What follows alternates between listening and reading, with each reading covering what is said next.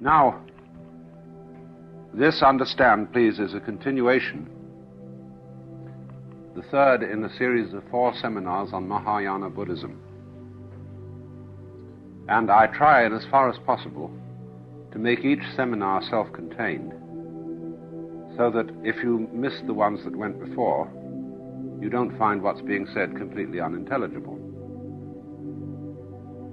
But what we're going to take up this time, under the title The Net of Jewels,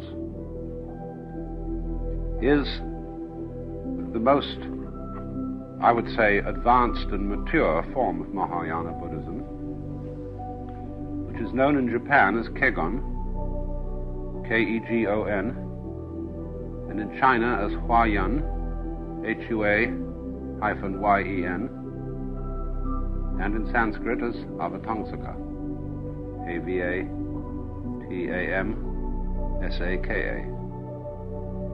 And these words all mean the doctrine of the garland,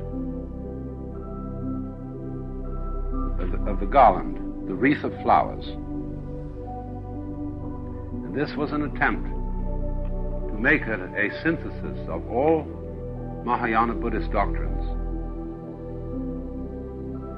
and including also the southern school, the Hinayana or Theravada, so as to show that all these points of view were consistent with each other, although apparently conflicting. It was perfected by a Chinese gentleman by the name of Fatsang, F-A-T-S-A-N-G,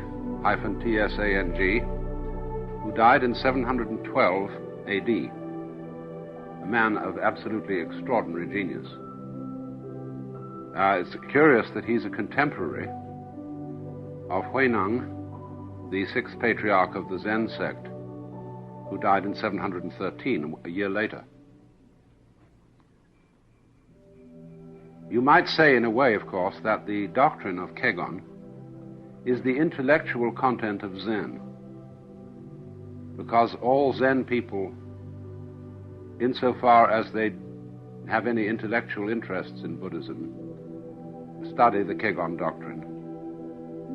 And one of the patriarchs of the Kegon school, known as Shumitsu, was a patriarch of both schools. He lived in the Tang dynasty, rather later than Fatsang.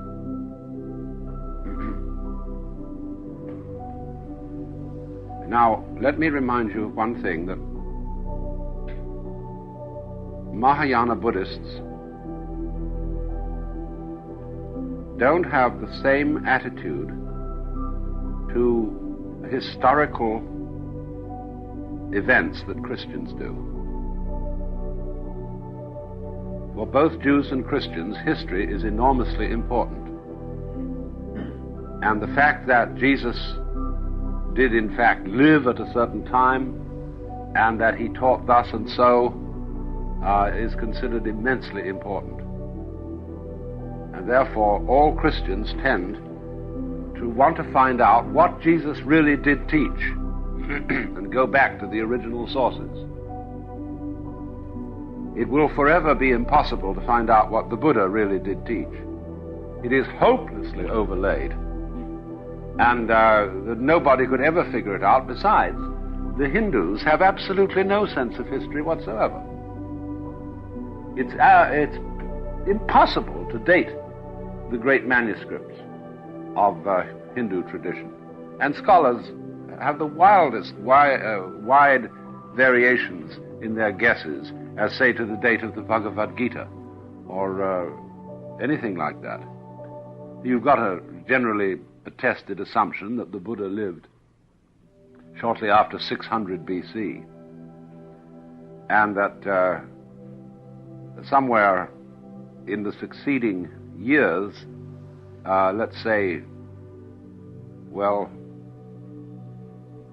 by about 200 BC, the Pali texts called the Pitakas, the 3 baskets of the doctrine, had been formulated, probably, but nobody really knows. But then you see we have a whole succession of sutras which represent the various points of view of the Mahayana, which may have been written, or we might say forged, anywhere from 100 BC to 500 AD.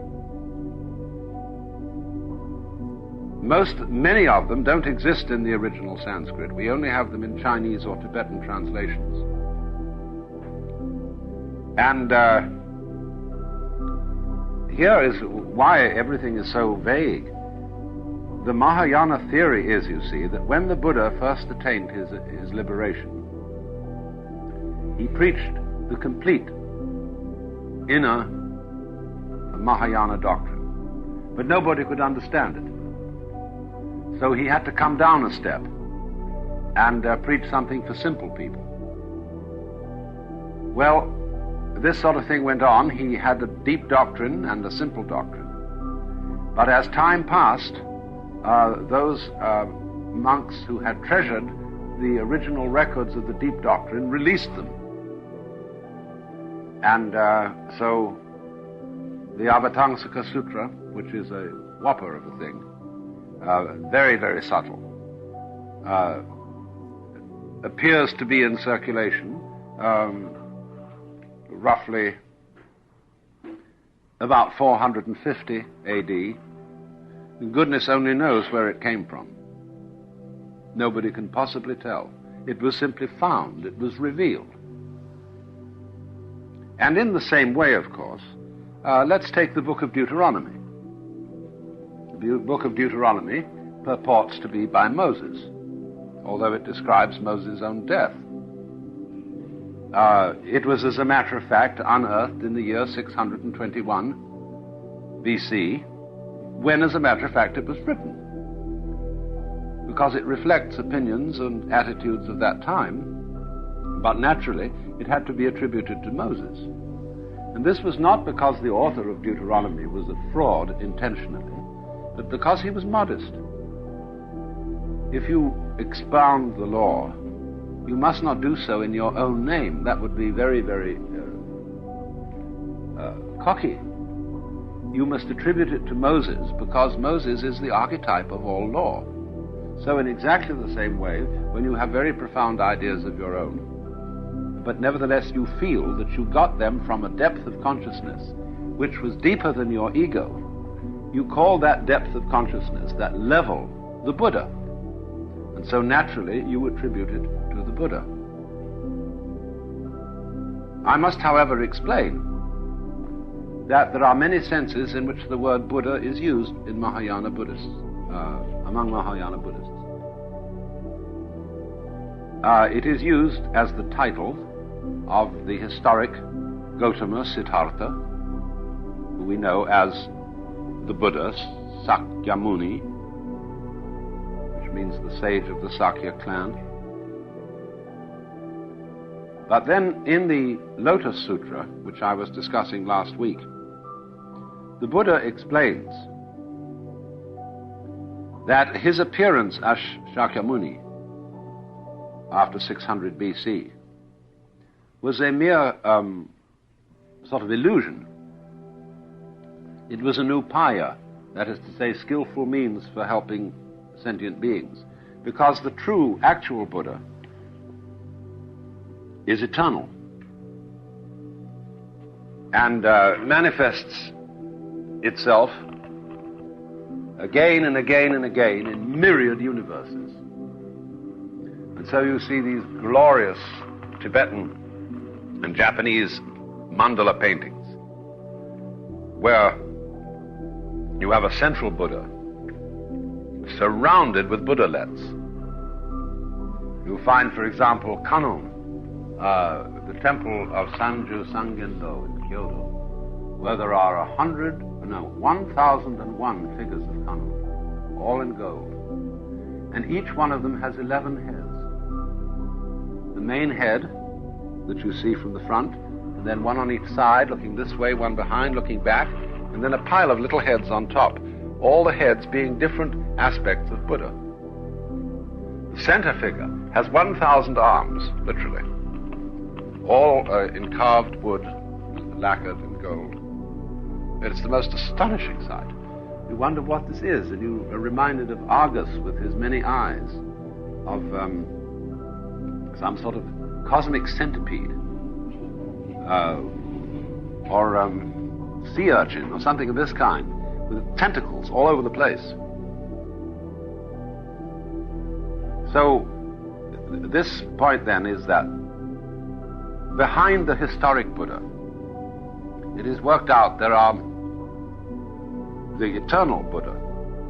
But this eternal Buddha is diversified in many different ways.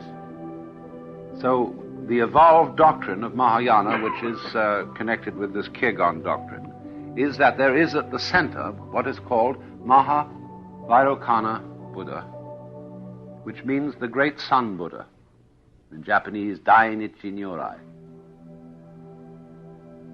And this great sun Buddha has some interesting historical origins, because one suspects that it comes from Persia and is some form of Ahura Mazda, the great sun, the great light. Nobody knows, but there it is. Dainichi Nyorai, the great sun Buddha, who is always shown wearing a crown, unlike the ordinary Buddhas, which wear a sort of round cap of snails. Dainichi Nyorai is crowned and has a great blazing aureole of flames around him, and holds his hand thus.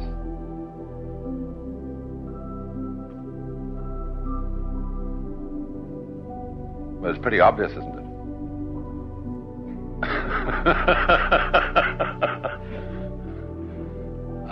That's what's going on, but in humans it goes one way, in the cosmos it goes another way, because the structure of a spiral nebula is this helix. Let's hold hands, let's play. Then around Dainichi Nyorai there are 4 other Buddhas. And these are all called Dhyani Buddhas, D-H-Y-A-N-I. There is Amitayus, who is the Buddha of boundless life. There is Amitabha, opposite to him, who's the Buddha of boundless light. Then there is Amoghasiddhi, which is the Buddha of power. Siddhi meaning in Sanskrit psychic power or spiritual power. And there is Ratnasambhava, who is, Ratna means a jewel. Sambhava is completely developed. And they all are assigned different colors, different sounds, different meanings. And these 5 Dhyani Buddhas are supposed to constitute a symbolism of everybody's Buddha nature. That is to say, they're all in you, constituting your fundamental self. But when there appears in the world someone who is highly enlightened, he is always considered, you see, to be a manifestation of one of these 5 Dhyani Buddhas, or of all of them. So this is what the Buddha explains in the Lotus Sutra, that Buddha nature is the eternal principle, and that furthermore everybody has it. Trees and grass also have Buddha nature. The very grains of dust have it. And so one of the sutras says, when every phase of our mind is in accord with the Buddha mind, there will not even be one grain of dust that does not become a Buddha. So Buddhism does in fact, contrary to some popular ideas, in this form of Buddhism, which I'm talking about this weekend, look forward to a consummation of the world in which everybody and everything becomes enlightened, and where the whole universe operates in total harmony.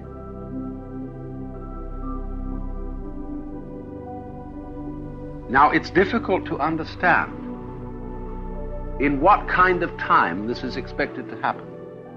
I don't mean in what length of time, I mean in what kind of time. It doesn't seem to be that it will be in what we call the future. But you see, the kind of time that we are living in is only one of many possibilities of time. You know, we think so, especially, I think some scientists are too apt to assume that what we call the physical universe is really what there is, and that there's nothing more than that. I find this an inconceivable assumption, that this is all there is, because we know already, you see, that there are all kinds of levels of existence outside our senses, but within the reach of our instruments. Goodness knows what there is beyond the reach of the instruments. And also in directions that we've never thought of. I mean, people develop these things in science fiction. They love to make up the idea of worlds corresponding to Riemannian spaces, because Riemann invented equations for there being ever so many different kinds of dimensions and spaces, and you can theoretically conceive this. And so the Hindus and the Buddhists feel, you see, that there are infinitely many times and kinds of time, kinds of space, kinds of world, that they may, from the point of view of our space, be coincidental with each other, that is to say, all in the same place, but there's no need for them to be all in the same place at all. You just have to let your imagination run a little bit, and there's no harm doing that, provided you know what you're doing.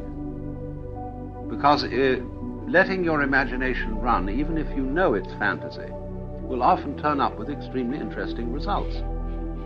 All mathematics, for example, is simply playfulness. People who do high mathematics are not in the least bit interested as to whether they are going to attain any practical results. They're just doing things like very, very involved crossword puzzles and seeing how to manipulate them. Well, this is simply really a use of disciplined imagination. And so in the same way, many of these Buddhist fantasies are disciplined imagination going to work on the world. So in some state which they would consider the goal of things, but you may also understand the goal not as being in future time, but as being in what you might call basic time. Time behind time, time beyond time. There is the state of total fulfillment. Now, I want to read to you a description of this state, which is rather curious. It's the work of a very famous Buddhist scholar, John Blofeld, who was adventurous enough to take some mescaline and suddenly got a real shock because he found out practically everything he'd always known in theory. And this is a very interesting experience because I'm not going to read all of it.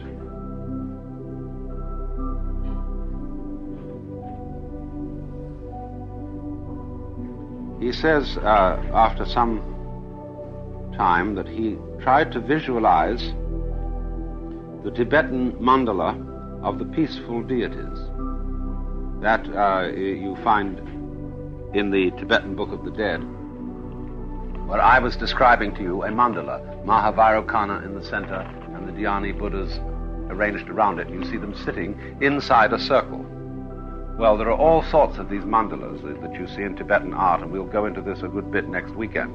But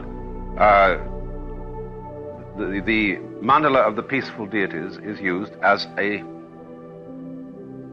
support for meditation exercise. So he tries to visualize that, but succeeded only in conjuring up some rather metallic-looking demons, although they were far from frightening and not even very lifelike or realistic, being something of a cross between metal statues and living beings. But they did convey to me, as though mockingly, that to expect a profound religious experience as a result of taking mescaline was too presumptuous. Soon after that, the sensation of a rapidly fragmenting personality returned to me with frightening force. I grew alarmed for my sanity, and should have hastened to take an antidote for the mescaline had one been available. Though my friend persuaded me to eat some lunch, I was in no condition to enjoy it. By then, things seen and heard presented themselves as independent visual and oral experiences, with no seer and hearer to link them into one of those single compositions which at any given moment form the content of normal consciousness. The food went down my throat as usual, but it seemed to be disappearing into a receptacle connected with me only to the extent that it was too near to be visible. The mental stress grew agonizing. My fear of permanent madness increased, and I suffered especially from the feeling of having no inner self or center of consciousness into which to retreat from the tension and take rest. An additional discomfort was the sensation of bright lights shining now and then from behind me, as though someone was standing there flicking a flashlight off and on. The movements of my manservant, who came in several times with dishes of food, sweets, and coffee, occasioned great uneasiness. Whenever he was out of sight, I felt he might be standing behind me for some vaguely sinister purpose, and since he knew nothing of the experiment, I was afraid he would suppose that I was mad.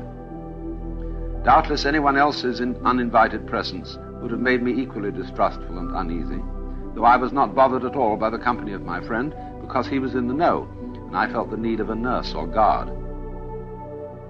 No words can describe the appalling mental torment that continued for well over an hour. All my organs and sensory experiences seemed to be separate units.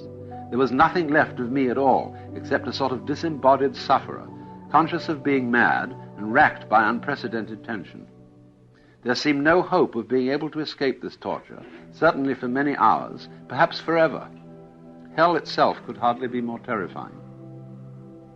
About 1 p.m. I dragged myself to my bedroom, shut myself away from everyone like a sick animal, and fell on my bed.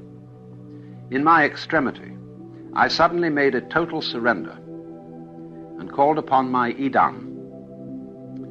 Now, in one of the schools of Mahayana Buddhism, it is taught that all deities, and therefore a man's own idam or indwelling deity, are products of his own consciousness, and that when consciousness is unimpeded by karma, it is clearly seen not to be the property of the individual, but common to all beings, to be the sole reality in all the universe. And he makes various notes on that. But anyway, this is the meaning of the idam. It means your fundamental identity beyond all personal differentiations. So come madness or death or anything whatever, I would accept it without reservation, if only I could be freed from the tension. For the first time in my life, I ceased to cling to self, loved ones, sanity, madness, life, or death. My renunciation of myself and its components was so complete as to constitute an act of unalloyed trust in my idam. Within a flash, my state was utterly transformed. From hellish torment, I was plunged into ecstasy, an ecstasy infinitely exceeding anything describable or anything I had imagined from what the world's accomplished mystics have struggled to describe. Suddenly there dawned full awareness of three great truths which I had long accepted intellectually, but never until that moment experienced as being fully self-evident. Now they had burst upon me, not just as intellectual convictions, but as experiences no less vivid and tangible than are heat and light to a man closely surrounded by a forest fire. 1.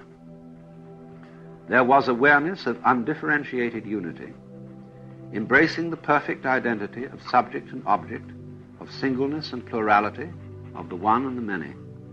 Thus I found myself, if indeed the words I and myself have any meaning in such a context, at once the audience, the actors, and the play.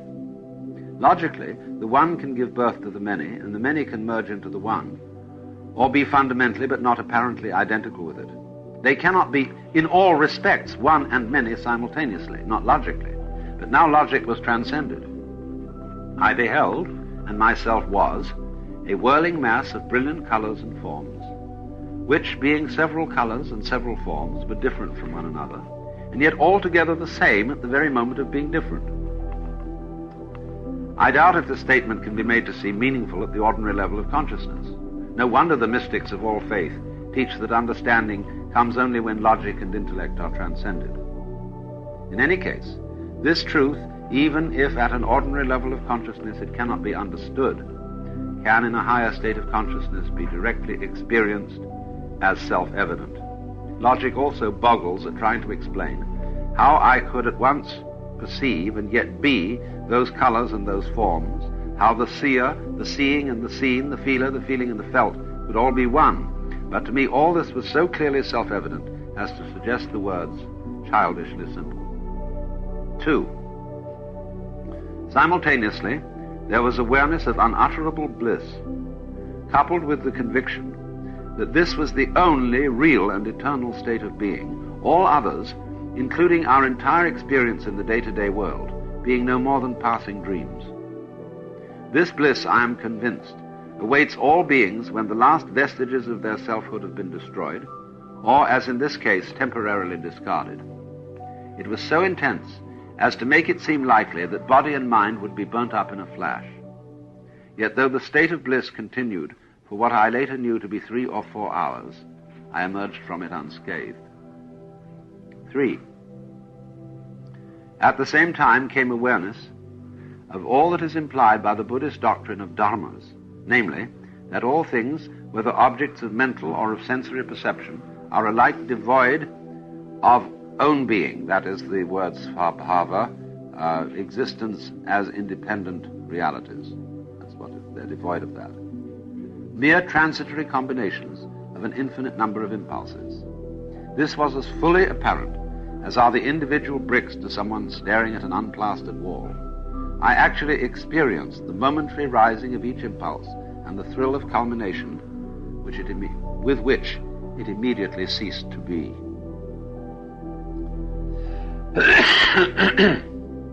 I shall now attempt to describe the entire experience in terms of sensory perception, though not without fear that this will cloud rather than illumine what has been said. For the content of my experience, being suprasensory and supra-intellectual, can hardly be made understandable in terms originally coined to describe the mental and physical content of ordinary perception. Reality, it seems to me in retrospect, can be viewed as a plasma of no intrinsic color or form, that is nevertheless the substance of all colors and all forms. Highly charged with vivid consciousness, energy, and bliss, it is engaged in eternal play. Or it can be viewed not as a plasma, but as an endless succession of myriads of simultaneous impulses, each of which arises like a wave, mounts, and dissolves in bliss within an instant.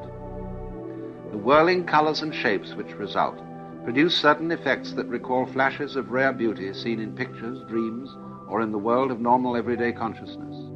It can be deduced that the latter are in fact faint reflections of this eternal beauty. I remember recognizing a well-loved smile, a well-remembered gesture of uncommon beauty. Though I perceived no lips to smile, no arm to move, it was as though I beheld and recognized the everlasting, abstract quality to which such transient smiles and gestures had owed their charm. Again, reality can be viewed as a god dancing with marvelous vigor, playfully, his every movement producing waves of bliss. From time to time he makes stabbing movements with a curved knife. At every stroke the bliss becomes intense. I remember that the plunging knife made me cry aloud, "That's it! That's right! Yes, yes, yes!" Or else reality can be viewed as a whirling mass of light, brilliant color, movement, and gaiety coupled with unutterable bliss. Those who experience it cannot refrain from laughing cries of "Yes, yes, yes, ha, ha, ha, that's how it is, of course, of course." I felt as though after many years of anxious search for the answer to some momentous problem, I was suddenly confronted with a solution so wholly satisfying and so entirely simple that I had to burst out laughing. I was conscious of immense joy and of incredulous amazement at my own stupidity. in having taken so long to discover the simple truth. Within this play of the universe, there is endless giving and receiving, though giver, gift, and receiver are of course the same. It is as though two deities who are yet one are locked in ecstatic embrace, giving and receiving with the abandon of adoration. The Tibetan Yabyum representations of deities hint at this. The artists who paint them must be forgiven for their inability to indicate that giver and receiver are not only one but formless, though indeed some artists manage to suggest the oneness by blending the figures so well that the yum is not seen unless the picture is given prolonged and careful scrutiny. During the experience, I was identical with the giver, the receiver, and the incredible bliss given and received. There is nothing sexual about this union. It is formless, the bliss is all-pervading. He should use the word genital, not sexual. And giver and receiver, giving and receiving, are not two but one. It is only in attempting to convey the experience that the imagery of sexual joy suggests itself as perhaps coming a little closer than other imagery to the idea of an ecstatic union in which two are one. Some of the conclusions I drew from the whole experience are as follows. A. Fear and anxiety as to our ultimate destiny are needless, self-inflicted torments. By energetically breaking down the karmic propensities which give rise to the illusion of an ego and of individual separateness, we shall hasten the time when reality is revealed and all hindrances to ecstatic bliss removed, unless, like the bodhisattvas, we compassionately prolong our wanderings in samsara so as to lead other beings to that goal. B. The world around us, so often grey, is the product of our own distorted vision, of our ego consciousness and ego clinging. By casting away ourselves together with all longings, desires, qualities, and properties that pertain to them, we can utterly destroy the illusory egos which alone bar us from the ecstatic bliss of universal consciousness. The key is total renunciation. But this, alas, cannot often be achieved by a single effort of will, because each of us is hemmed in by a hard shell of karmic propensities, the fruit of many, many misspent lives. The three fires of desire, passion, and ignorance are hard to quench. Yet they would be quenched in an instant could we but make and sustain an act of total renunciation. Such an act cannot result from effort or longing, because these would involve our egos and thus actually strengthen them. Thus, in the ultimate stage, even effort and longing for nirvana must be abandoned together with everything else. This truth is hard to understand. C. The Buddha's experience indicates that when enlightenment, that is, full awareness of that blissful reality whose attributes include inconceivable wisdom, compassion, light, beauty, energy, and gaiety, is obtained in this life, it is possible to continue carrying out human responsibilities, behaving as required, responding to circumstances as they arise, and yet be free from them all. So it is with the talented actor who, in the part of Romeo, weeps real tears.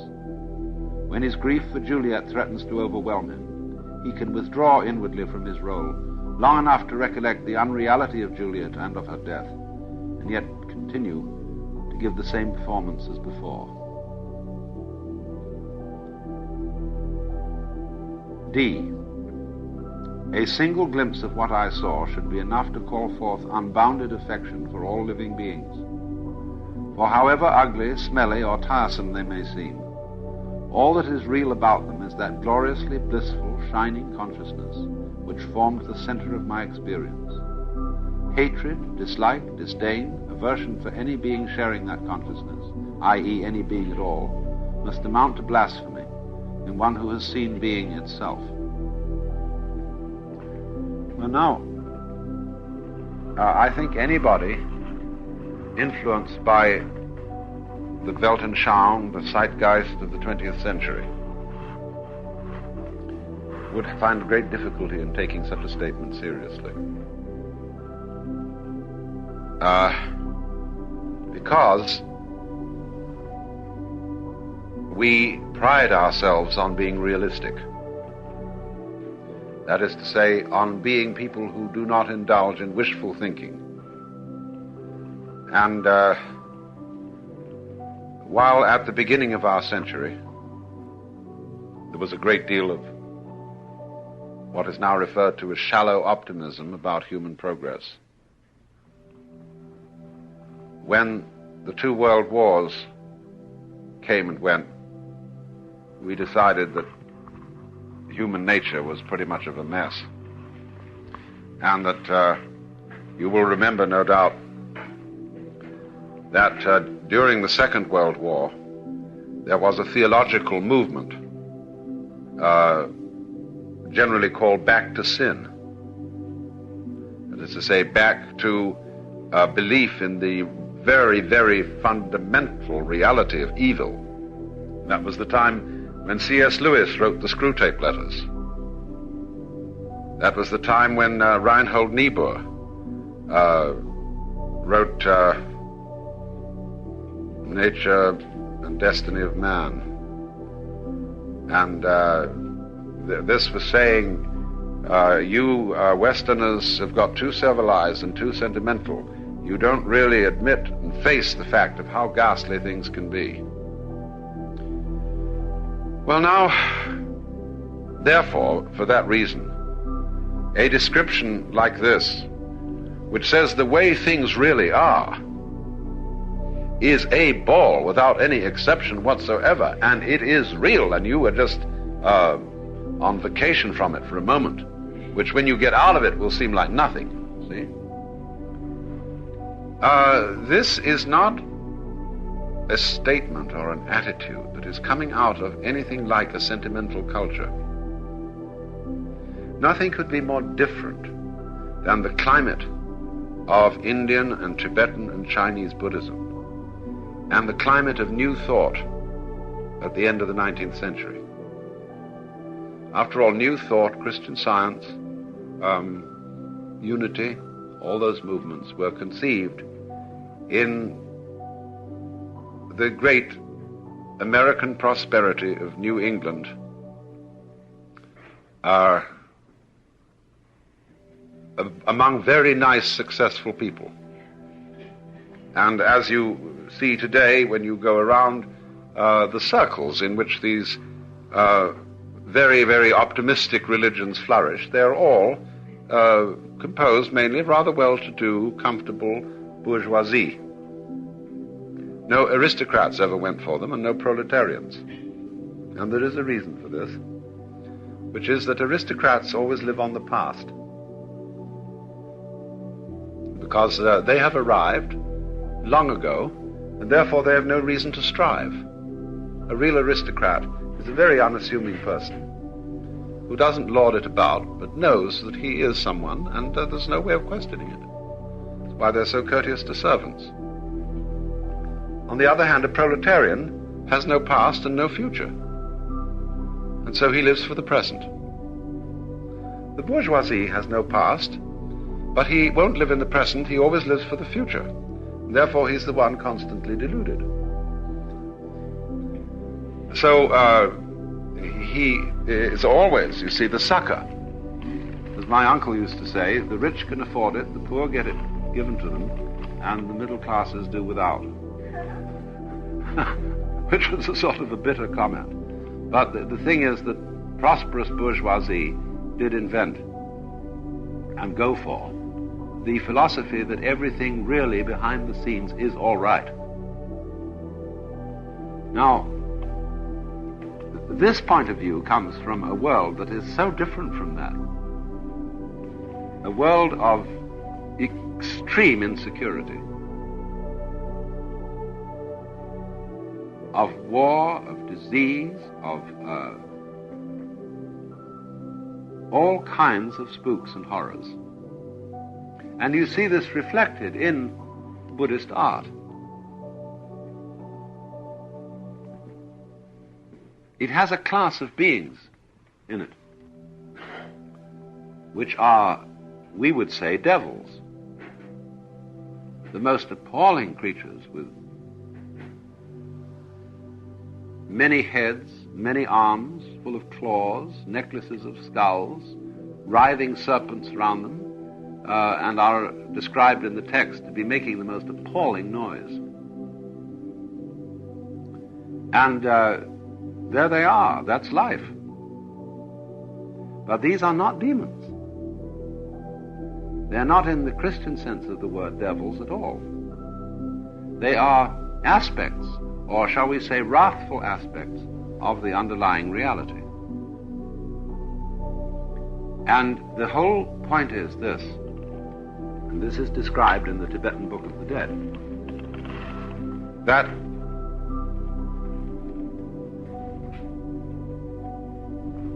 you have to face these things in the conviction that they are simply illusions of your own mind.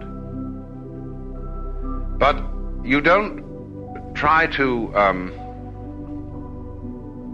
push them away by thinking of something else, see? As if this is not to say, well, don't think thoughts like that. They're negative. When you get negative thinking, this is the different principle. You don't substitute something positive. What you do is, you go slam bang into the middle of the negative. As this man did, you see, in describing his vision when he got this awful state. He just plunged, you see, let go and plunged right into it. And yes, he was helped by mescaline, but anybody in an awful state, say they're in pain or they're dying or something dreadful is happening, will be able to achieve the same consequence by going with it completely. I remember this wonderful German who wrote the book called Hara, you know, on Zen meditation. It's about belly. Hara means belly. Von Durkheim, Karl Fried von Durkheim. And he said to me, you know, I'm having a very interesting time because working in Germany after the awful ravages of the war has brought me some very interesting contacts. He said, I've come across a lot of people who had this tremendous spiritual illumination. And sort of when it passed off, believed that they had had some kind of a lapse of mind or hallucination under extreme stress. And when they tried to tell anybody else about it, they were laughed off. And he said there were three kinds. There was the experience of the dud bomb. You heard it coming, and there was this frightful whistle. And then there was a thud, and nothing happened. But in the meantime, you knew this was it. And you gave up and surrendered completely. You just let go. And suddenly it became apparent, exactly as he says, that everything is completely gorgeous. Then he said there was a second instance. Person in a concentration camp with no sentence, no law, no nothing, absolutely convinced that he would never, never get out. Never. And he accepted it. And the same thing happened. He said there was a third class of catastrophe, very common to people. That was to be completely uprooted. To be a displaced person with all your possessions, all your money, all your career totally destroyed. And when some people just accepted this, the same thing happened to them. And the funny thing about it is, you see, that it's so queer because it's so difficult to pin any kind of morality on this. You see at that moment that the other people who are suffering and are resisting it and are having an awful time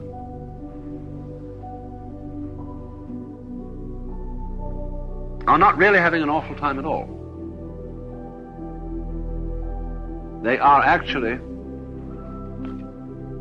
you catch yourself doing this occasionally when you nurse a grievance and you enjoy hating somebody. You know this sort of mood? When you just revel in disliking something. So in this way, from the vision one can see life reveling in agony. It's a very weird way of looking at things. And of course, you can't carry that over into practical life and say, now I should torture you because you're going to enjoy such exquisite agony. See? You don't do that. But this is how it is seen from this particular point of view, this particular shift in consciousness. And the funny thing is, as he indicates, it's so simple. There's no question about it. It's absolutely clear. Now, this is, in other words, what we're talking about is what is the Buddhist vision of the consummation of mankind, of being, what it's all about.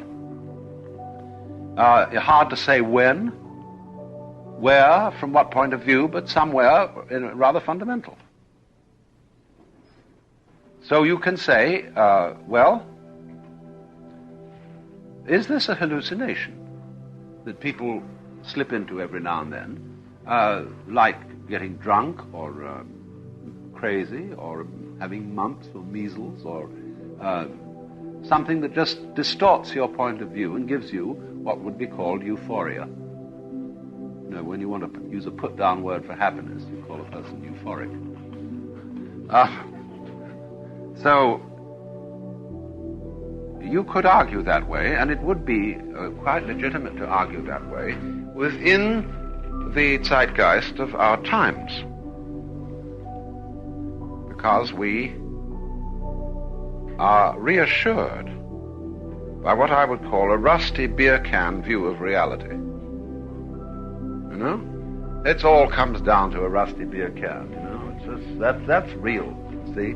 That's the sort of thing you see lying on the street, and that's every day. It's folksy and terribly reassuring.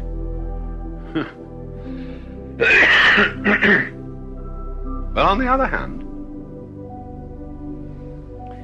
I keep coming back to the funny feeling that if existence itself is not basically gorgeous in this way, that it wouldn't be able to exist. That, in other words, the game wouldn't be worth the candle. That you would have a reality system which would have cancelled itself out long ago through some simple method of suicide. Now, of course, here again we can say, well, that's what it's doing. Only it's taking an unconscionable long time to do it from our point of view. You know, this is part of the God is dead bit, that you could read into that God just couldn't stand it. This whole thing was a terrible mistake, and died and left the world hanging. And there are theologians who seriously think that God did once exist and has actually disappeared and died. This is unbelievable, but it is so. This is more or less, as I understand it, the position of Altizer. But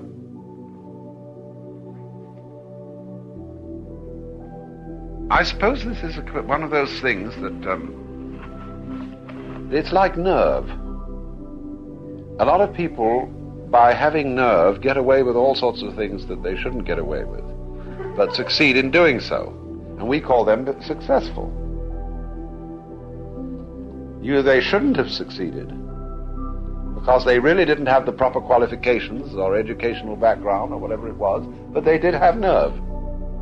Well, in the same way, you know, when you hit a golf ball, you have to have this follow-through. You really go ringo like this. You don't just hit at the ball. Well, so in a similar way, when a person has the feeling, you see, that this is the way the universe is, it gives him a certain quality of existence. And you may say, well, he's not really a very realistic person. But damn it, he gets on well. Now, what I was talking to you about this morning, namely, the conception of the universe as a totally harmonious energy system, which may be realized as such at some time or some kind of time, not necessarily future time as we ordinarily understand it. But let's just say there is a point of view from which the whole gamut of being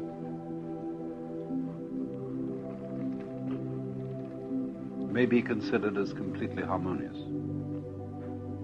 This is called, in the philosophy we're discussing, that is to say the philosophy of the Avatangsaka, the Dharma Dhatu.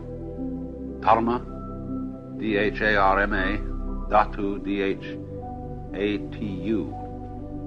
Literally the realm or domain of the Dharma. The Dharma being this complicated, difficult, indeed impossible Sanskrit word that is usually translated law in English, but which can also mean method, function, rather like our word principle, as in the phrase to get the principle of the thing. It can also have some affinity with our word reason, and it can also have some affinity with our word what is right. So if you've got conduct that is described as dharma or adharma, which is right and wrong, roughly. Dharma Dhatu, therefore, really means the order of the universe, what it is fundamentally. And I was pointing out that fundamentally this order is a harmony. And there is a point of view from which this can be seen.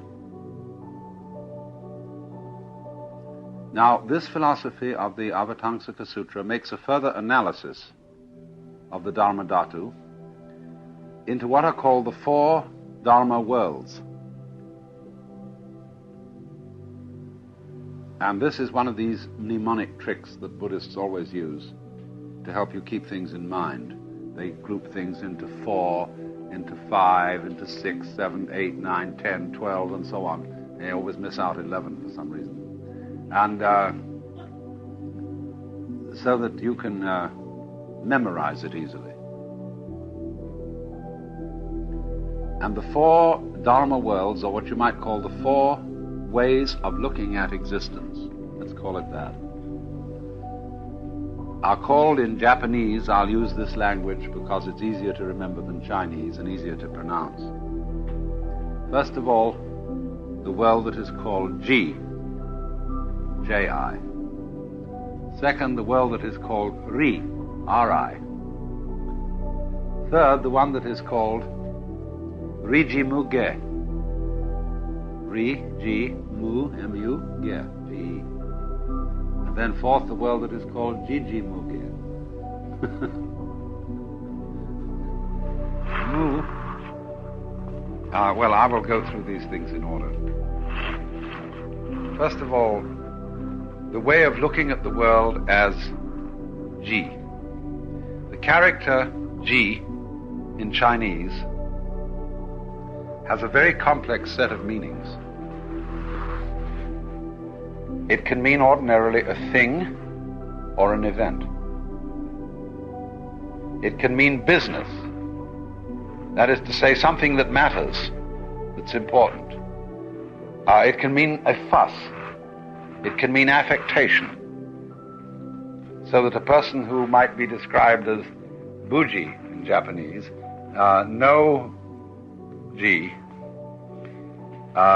Suzuki once wrote me an autograph, and he wrote the three characters Bujinin, which means a no-fuss man.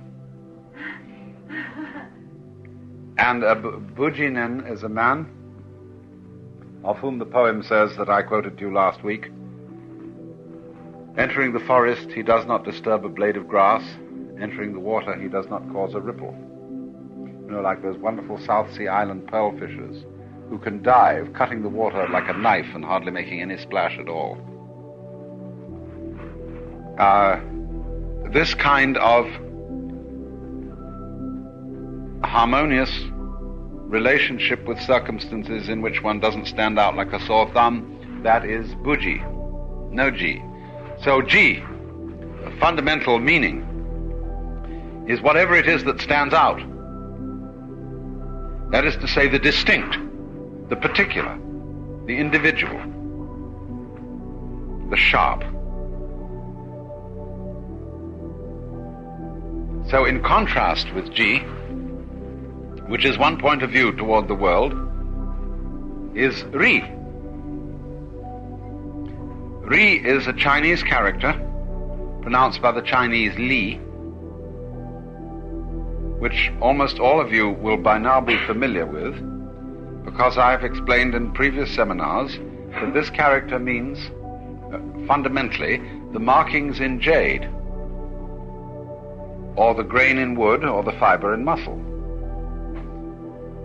Now, at the stage of Chinese history that we're talking about, which is 712 AD, when this particular philosophy was really matured by Fa-Tsang, the word ri or li meant